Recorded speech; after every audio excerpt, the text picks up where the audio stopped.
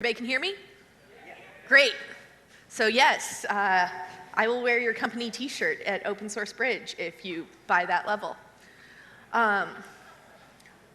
Let's see. So here's all my pertinent contact information.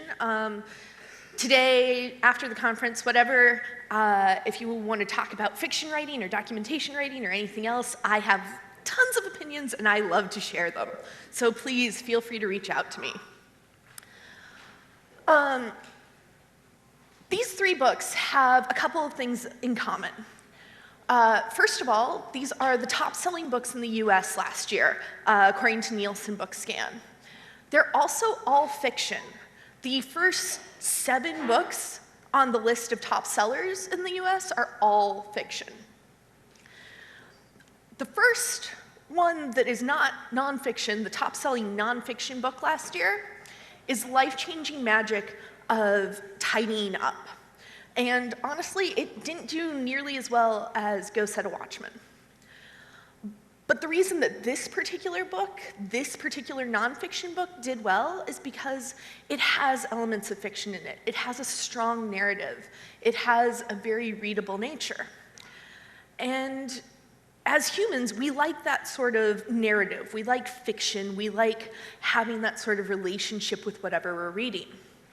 And I don't have hard numbers on the preference for reading fiction over reading documentation, but even in this room, I'm pretty confident that if somebody said, "What do you read for fun?" your answer would be fiction and not documentation. But we can bring some of the elements of fiction writing to documentation writing and really improve our documentation in the process. So let's start with the process of writing fiction. No matter what you're writing, your process is probably a little bit personal, so I'm not trying to say that anybody is doing anything wrong in the way that they write. I'm never about to tell somebody that their writing style or their writing process is bad. It's a personal matter. But Elmer Leonard, who is a much better writer than I am, he felt comfortable offering up 10 rules to his peers, and I think these are really good rules for writing fiction. And I think that they translate really well to writing documentation. So why should you care about Elmer Leonard's rules? You may not have read any of his books, but you've almost certainly seen something that he was responsible for writing. He wrote the books that Get Shorty is based on, 3:10 to Yuma, Jackie Brown, and Justified is based on a couple of his novels. Why you should listen to me is a little bit of a different matter. I'm not quite at the Elmer Leonard level, but this is how I rewrote his rules to cover documentation. So, never start a piece of documentation with a very broad or general description of your ecosystem. And better yet, avoid starting with anything that isn't relevant to your documentation. Keep verbs simple and actionable. Don't use adverbs if you don't need them. Keep your exclamation points under control. I understand that we are talking about exciting stuff, but maybe 2 or 3 in a piece of documentation is plenty.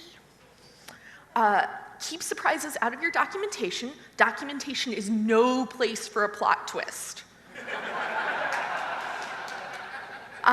Use jargon sparingly. Link to in-depth information, but don't recap it every time that you're talking about it.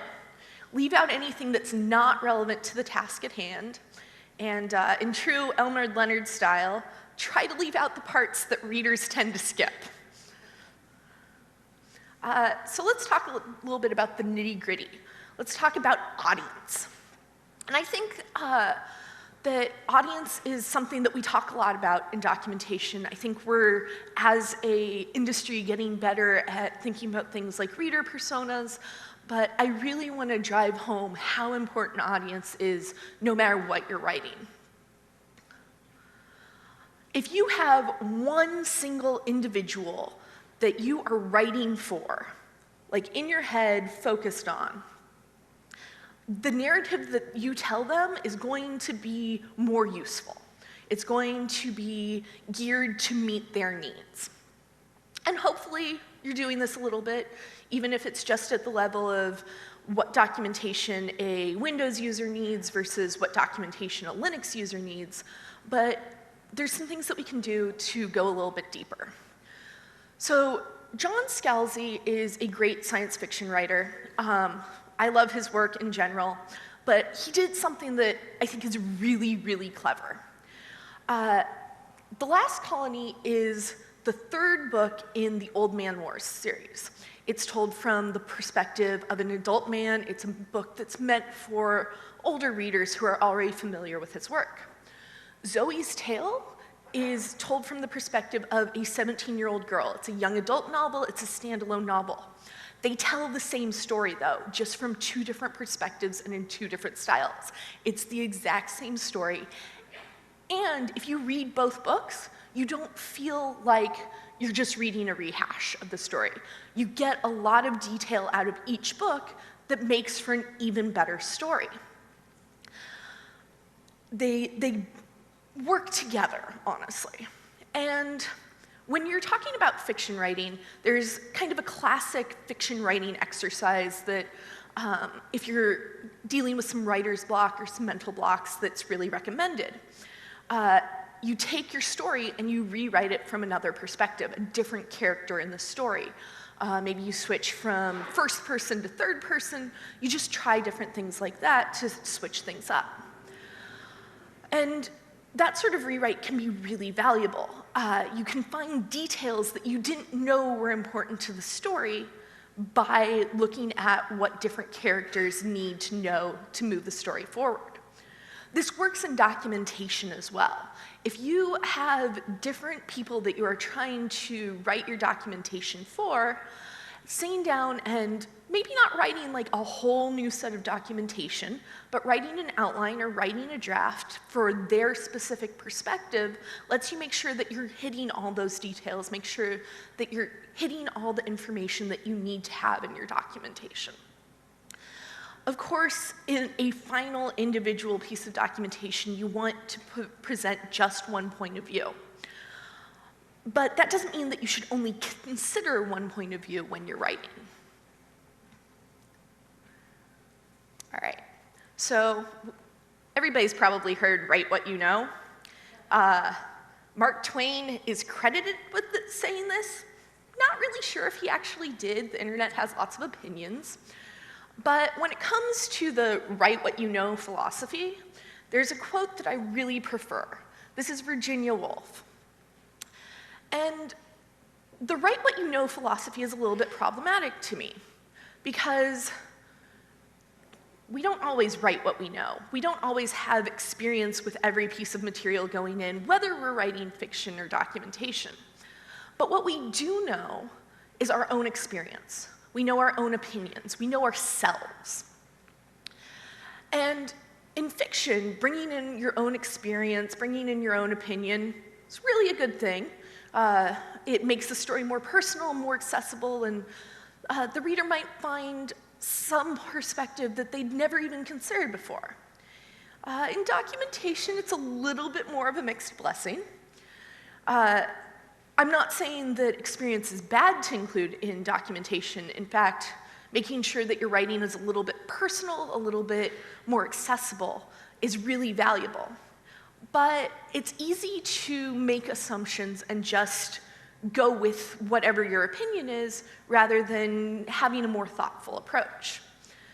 If you aren't paying attention, you can make assumptions that readers have a similar background to you or may even have similar experiences to base their understanding on.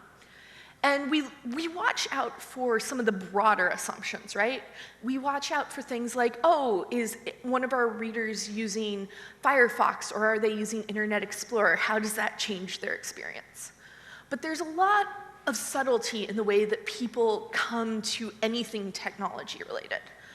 It's easy to assume that if somebody knows how to write a Python script, that they know how to use command line tools. But that's not actually necessarily true. There's lots of ways to learn Python scripting without learning the command line. So we have to be very aware of our own experience as we're writing. We don't want to trip ourselves up. So we're never going to know everything there is about the product or the code that we're documenting. Even if you're documenting code that you wrote, the interactions other people have with your code or your product are going to lead to things that you never expect. So how do we balance that? We can keep a close eye on our experiences and the words that people use when they're providing us feedback. We don't need to remove our opinions or our experiences. We just need to pay attention to them. So one of the ways that I do this in my writing is I have a list of words that I run searches for every so often to see what terms I'm using and how that affects the piece of documentation. So for instance, the first column, words like always and never usually denote opinions. Transitions, introductory words, those also usually talk about experience. So these sorts of words I want to pay attention to. Once again, I don't necessarily take them out, well, unless it's something like of course, which just sounds awful. But I look at them and I try to be as thoughtful as possible about whether I'm going to keep something or whether I'm going to cut something. All right, I'm going to try to cover this section as briefly as possible. Charles Dickens was paid by the word. That is the only reason for this nonsense.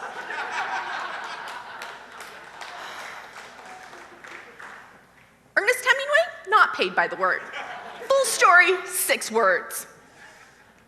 At least in terms of your writing, try to emulate Ernest Hemingway, not in terms of like drinking habits. That's basically all I have to say about being brief. I will recommend, there's a tool online called the Hemingway app. It's a great implementation of some of Hemingway's opinions on writing.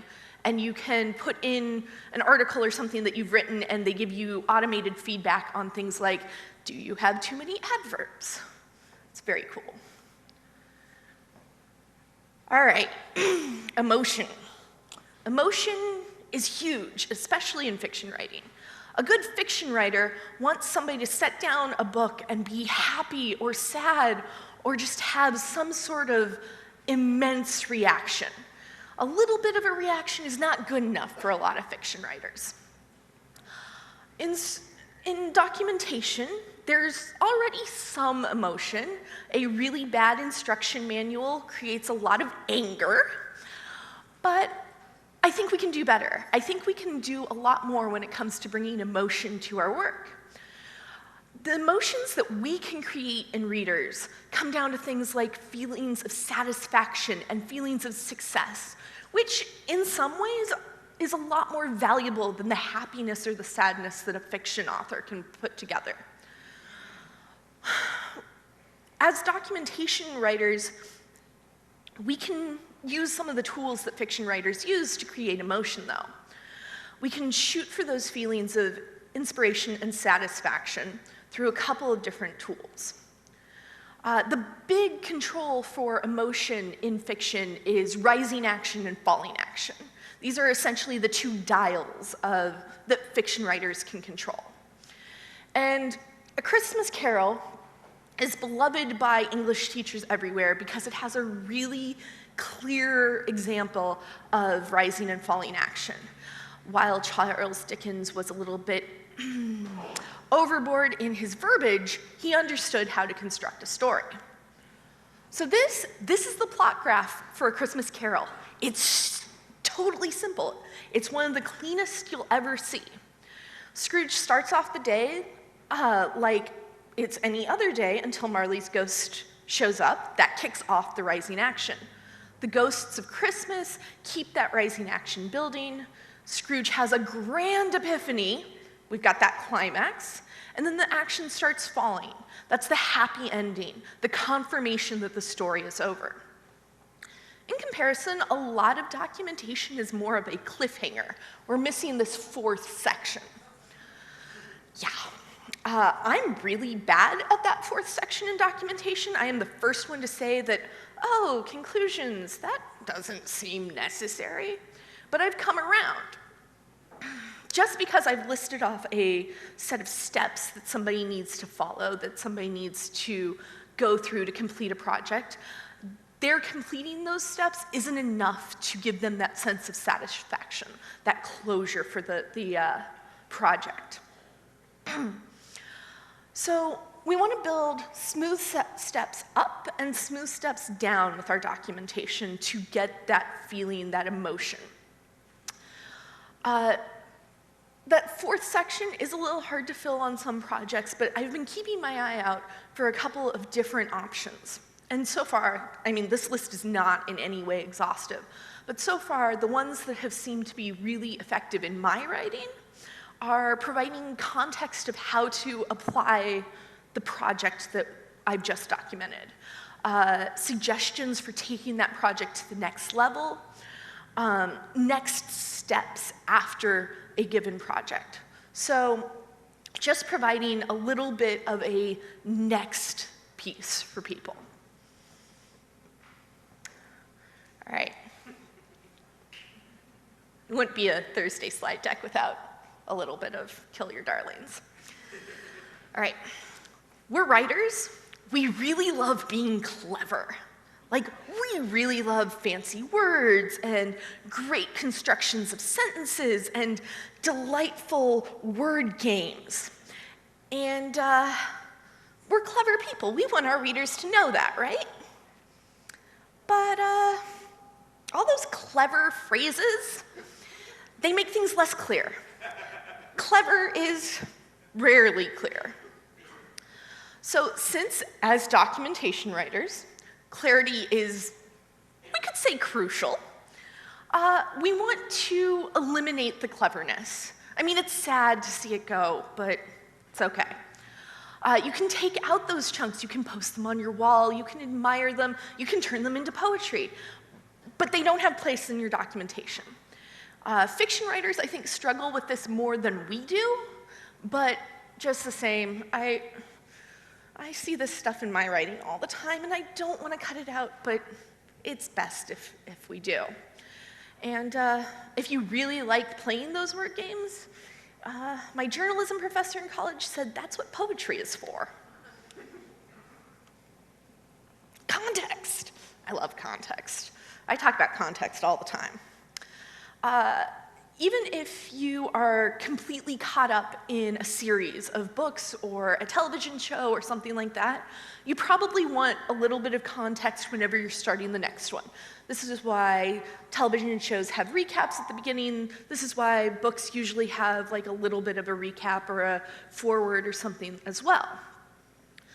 George R.R. Martin has this annoying habit of writing from multiple perspectives and ignoring characters for eons and getting us all to the point where it's better that we just assume everybody is dead until proven otherwise.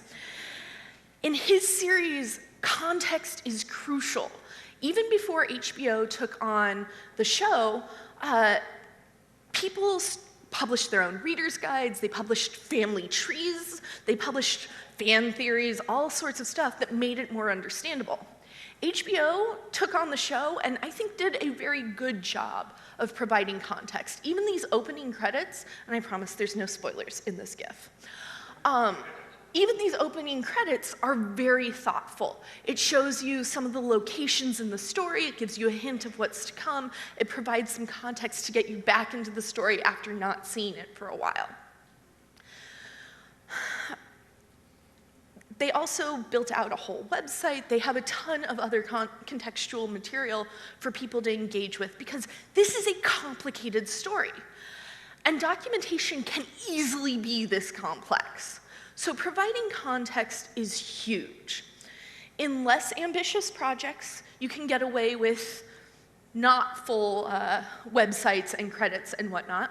You can get away with a glossary or a timeline or something very specific to make your information a little more contextual.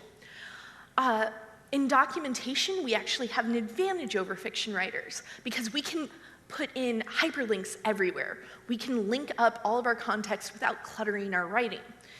In comparison, a fiction writer has to convince somebody to keep flipping to the back of the book to check the glossary for their made-up language. Yeah, we come out ahead on this one. All right, so reading order. Reading order is a part of context. It's the order, essentially, that you want people to look at each piece you've written.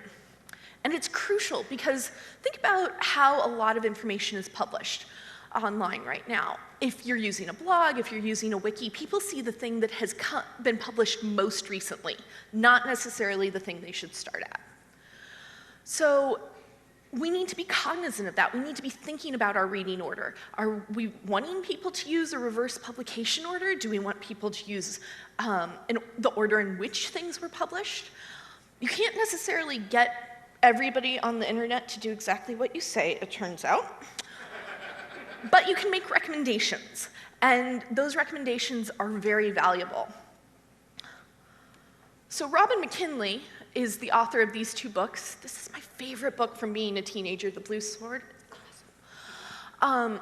And she actually has written several pieces recommending that you start with The Blue Sword and then read The Hero and the Crown. This is a two-book series. The Hero and the Crown is set several hundred years before The Blue Sword. So I actually made the mistake of rereading the series in the wrong order a couple of weeks ago, and it's very clear why. She wrote The Blue Sword first, so there are references back to The Blue Sword in The Hero and the Crown that you do not necessarily understand, that you don't get unless you've read it in the correct order.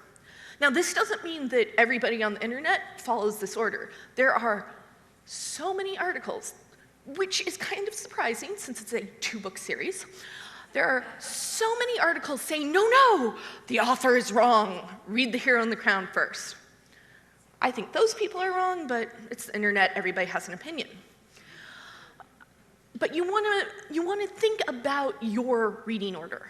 You want to be the Robin McKinley here. You want to say that this is the order that you recommend. And you want to encourage people to suggest other reading orders, because those other reading orders may address use cases that you haven't gotten to yet. If somebody says, no, do this project in this order if you're working on this other thing, that might be really valuable to your community. So encourage those opinions and let your community participate in the discussion of reading order. So when we're talking about letting your community in and talking about reading order, we also need to talk about the idea of canon. So your canon is your capital T truth, your core documentation in this case. In a series of books or movies or something, there's usually also like a core canon. In the Harry Potter world, the Harry Potter books are canon, whereas the movies, not so much, because there's some relatively minor changes. But as documentarians, we have our own type of canon. We have our capital T truth documents that, by the way, when I say maintain, I mean maintain. If this is your canon, if this is your core, this is the stuff that you have to maintain regularly, that you have to pay attention to. This is the stuff that suffers from doc rot if you don't update it. For example, there's series that do this really well. Nancy Drew shows up everywhere, but they really release the books on a regular basis, updating the technology, the terminology, removing the racism, all of those sorts of things.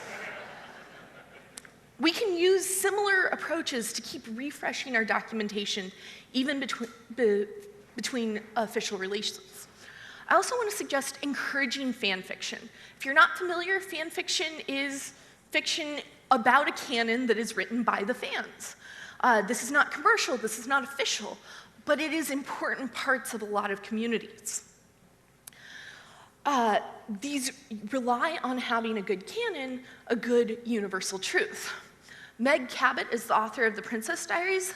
She does something beyond what a lot of other authors do in terms of fan fiction. Most authors have a little update on their website saying, oh, I don't mind fan fiction, but I'm not going to read it because of reasons. Meg Cabot has a forum on her website where people can post their Princess Diaries fan fiction and get feedback. And it's huge. Like, it's 50,000 users. This is crucial for us as documentarians as well, because we have communities that we're working with. And depending on your preferences or your employer's preferences, we want those communities to be involved. We want them to write their own tutorials, and we want them to build plugins, and we want them to create integrations. But we have to make it easy for them. The fandoms with the best communities have their own tools for making sure that they keep contributing. In terms of documentation, that can mean providing style guides or templates or feedback, but encouraging that fan fiction, that fan documentation is crucial. All right. One concept from the fan fiction community that I really want to specifically call out is the idea of beta readers. So fan fiction is amateur writing. Some of it's really good, so I don't like the term amateur, but it's not for professional purposes. This means that nobody's hiring an editor in most cases to work on these. So instead, fan fiction communities use a system of beta readers. The people in the community will step up and help edit a piece. A story may get through 12 different beta readers before it's considered done. And that might take place in full view of the rest of the community. It can be very transparent. And we can really take advantage of that sort of system. Writers' workshops are also very similar in terms of that collaborative process. So I really encourage you to think about whether you can create a beta version of your docs that you can let out into the world a little early, some pre-release versions, especially since software in particular has an ethos of using beta and early release versions. Having the documentation following along can be really valuable. And we are starting to see some examples of this from publishing companies like O'Reilly with their advanced copies of books or read it as they write it sort of things. But we can do this without like the full force of a publishing company. This is an easy thing to do. All right. Lastly, and most importantly, let's talk about reading. I don't know a single writer who I consider to be a good writer who doesn't read fairly often compared to the general populace. And I'm going to guess that this room is full of readers. But I want to encourage you to go further. I want to encourage you to read as widely as possible. Read things that seem like they have nothing to do with documentation. Read fiction, read essays, read everything, because you're going to find inspiration in those things. You're going to find that in a lot of cases, a good metaphor you can grab from a piece of poetry, or you're going to find an inspiration for a new perspective in an essay. So the more widely you can read, the more widely you can write, honestly. So practice reading and writing. Make it a part of your daily habit, and write a little bit outside of your realm as well. If you're reading op-eds, try writing sonnets. Get out of the space that you're normally in, and you will learn a lot about structure. I also encourage you to take Bradbury's suggestion here. Read intensely, take notes, make a list of things that you really like. I have what's called a swipe file. This is actually a concept from copywriting rather than fiction writing, but, well, I swiped it. It's full of headlines and poetry and documentation and other writing that I have found that I think is really good. So all I have to do is take a look at those examples when I need a little bit of inspiration or some sort of template. And it's been monumental. And pro tip, I use Evernote, so I just copy things straight into Evernote and tag it and annotate it, and most other note-taking tools will do something similar, sorry. And this is my last slide. I'm going to leave you with these 4 books that I really recommend reading. These are 4 books on writing that have dramatically improved my writing. Powell's is down the street, and they have all of them. Right, thank you.